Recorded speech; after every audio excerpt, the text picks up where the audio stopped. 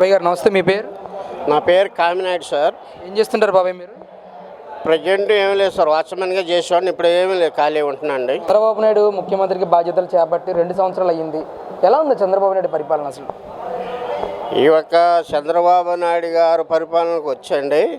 చంద్రబాబు నాయుడు గారు కానీ, ప్రధానమంత్రి గారు కానీ, పవన్ కళ్యాణ్ గారు కానీ నువ్వా నేనా అన్నట్టు విధంగా ఈ యొక్క ప్రపంచాన్ని ఒక ఎల్తిరిగా బాగా మంచి మనసుతో, మంచి ఆలోచనలతో బాగా ఉత్సాహంగా చేస్తున్నారు. ఎవరి కోసము? ప్రజల కోసమే, వారి కోసం కాదు. వారి కోసం అయితే వాళ్ళ ఆస్తులు వాళ్ళు హాయిగా రెస్ట్ తీసుకొని వాళ్ళ ఇళ్లల్లో వాళ్ళ భార్య బిడ్డలతో హాయిగా ఉండవచ్చు. రేతరనగా పొగలనక వారు కూడా ఏంటంటే ఈ ప్రజల కోసం ఈ దుర్మార్గుల చేతిలో వెళ్ళకూడదు, ఈ దుర్మార్గుల చేతిలో బలవ్వకూడదు. మనం ఓపుకున్నంత వరకు, భగవంతుడు ఇచ్చిన ఆవర్దాయం ఉన్నంత వరకు, ఈ ప్రజలకి చేతనైనంత వరకు ఈ యొక్క పరిపాలన ఏంటో చేసి తీర్చిదిద్దాలని ఒక మంచి ఆలోచనతోటి ఈ ముగ్గురు మహానుభావులు బాగా చేసి తీరుతున్నారు. అంటే ఎవరు దుర్మార్గులు? అంటే ఎవరి చేతుల్లోకి అధికారం వెళ్లకుండా వీళ్ళు ముగ్గురు కాపాడుతున్నారంటారు అసలు? అంటే ఎవరి చేతుల్లో అంటే ఉన్నారండి, వారి పేర్లు మనకు అనవసరం. ఎందుకంటే అర్థమయ్యి ఉంటుంది, మంచి మనసు కాని వాళ్ళకి అర్థమయ్యి ఉంటుంది. మనల్ని అని అంటున్నారని మనం పేరు పెట్టి అనవసరంలా. కాకపోతే ఏంటంటే, అయ్యా బాబు నాకు జరగట్లేదు, ధర్మం చేయని అడుగుతా. నువ్వు 1 రూపాయి ఇచ్చావనుకో, ఆయన మంచివారా ధర్మం చేశారు. ఇంకొక ఆయన్ని అడుగుతాం, వెళ్ళిపోతారు. ఏంటి అంత చెడ్డవాడు, నేనే బాధలో ఉండి అడిగాను, మగం షార్టేజ్కి వెళ్ళిపోతున్నాడు అనుకుంటా. అంతే ఈ రాజకీయం కూడా అంతే. వాళ్ళకు కుదిరితే వాళ్ళు ఇష్టారాజ్యంగా వెళ్తారు, కుదరకపోతే ఏదో చెప్పుకొస్తూ ఉంటారు. అంటే మరి చంద్రబాబు నాయుడు పరిపాలన మీద ప్రజల్లో వ్యతిరేకత వచ్చేస్తుందని చెప్పేసి మాట్లాడుతున్నారు వైసీపీ నాయకులందరూ కూడా. ఎంతవరకు నిజం అంటారు ఇది? ఇది ఉదాహరణ ఒక మాట అండి. ఒక తండ్రికి 4 పుట్టామండి, 4కి సమానం ఆస్తులు ఇస్తాడు తండ్రి ఉన్నంతలో. కానీ నా తండ్రి ఏం చేసి 4 మెచ్చుకోరు.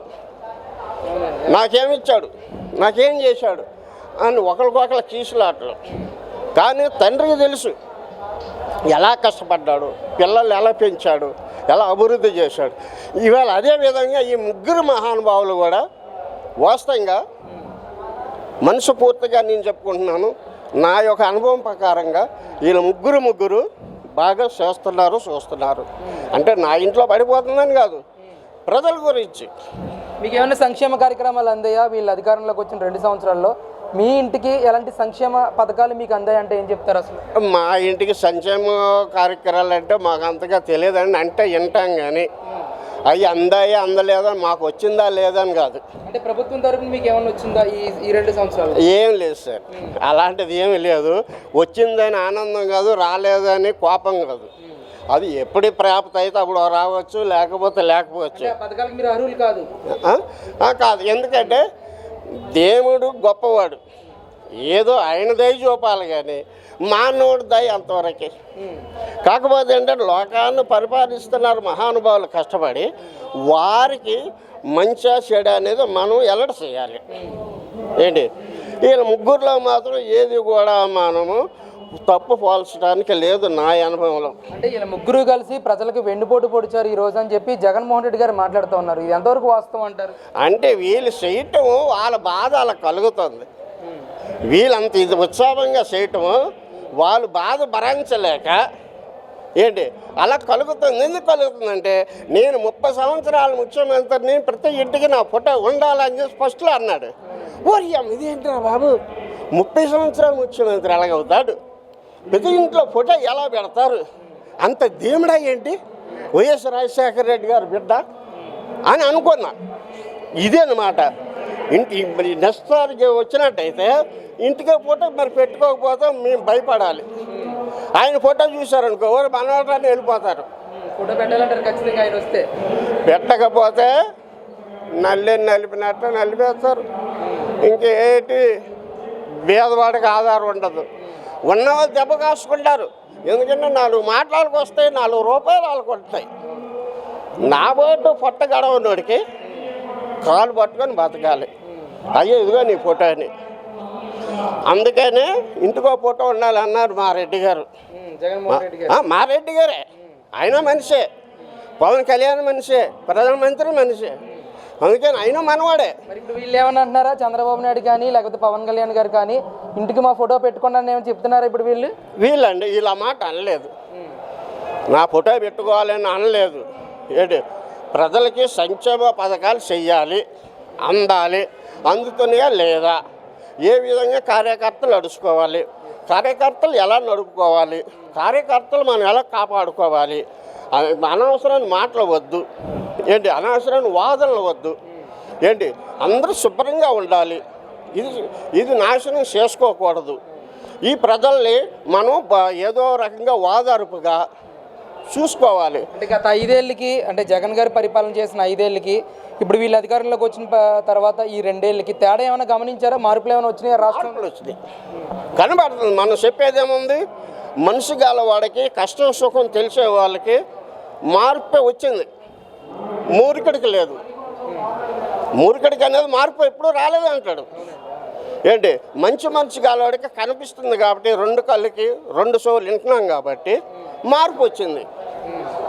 అయితే మరి ఇలాగే పరిపాలన చేస్తే కనుక మళ్ళీ 2029లో మళ్ళీ కూటమి ప్రభుత్వం అధికారంలోకి వచ్చే అవకాశం ఉంటుందంటారా, లేకపోతే జగన్మోహన్ రెడ్డి గెలిచే అవకాశం?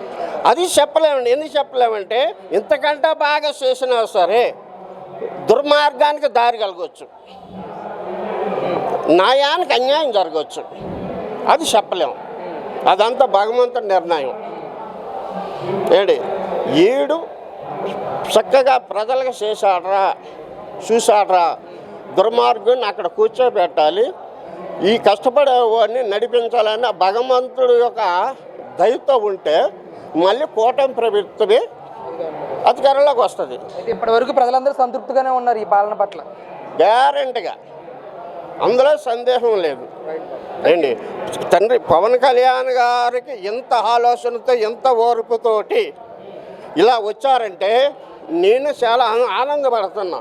ఎందుకు ఆనందపడుతున్నా అంటే ఆయనకి అంత అవసరమా? ఒక సినిమా తీసుకుంటే చాలు, రైతులు వాళ్ళు అంత అవసరమా?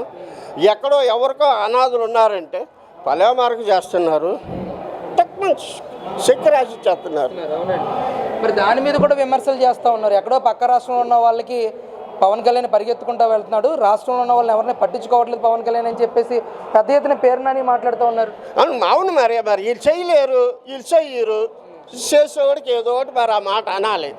అది కూడా అనకపోతే మరి ప్రజల్లో ఎలాగా అనాలి? చేసేవాడిని ఎప్పుడు కూడా వాళ్ళు ఏదో మాట అనాలి, అంతేగాని వాళ్ళకి తృప్తి ఉండదు. అది కామనే, అది తెలుసుకున్న వాళ్ళకి తెలుసుకుంటారు. ఏంటి అందుకని ఆ మహానుభావులు వాళ్ళు రాజకీయ నాయకులే, వీళ్ళు రాజకీయ నాయకులే, మధ్యలో ఏదో కాయ కష్టం చేసి బతికే భేదవాళ్ళం మేము. ఏంటి మాకు కళ్ళు ఉన్నాయి, సొగులు ఉన్నాయి, కాస్తైనా మానవత్వం ఉంది, మనసుతో ఆలోచించి మేము చెప్పుకుంటున్నాం, మంచి మనసుతో ఆలోచించి చెప్పుకుంటున్నాం. అందుకని ఈ మహానుభావుడు పవన్ కళ్యాణ్ గారు దేవుడిచ్చిన ఆరోగ్యంతో శుభ్రంగా ఉండి ఇంకా ప్రజలకి అభివృద్ధి పద్ధతులు ఆయనకి ఇంకా దేవుడు చేయూతనిచ్చి ఇంకా నడిపించాలని ఆ దేవుళ్ళు కోరుకుంటున్నాం.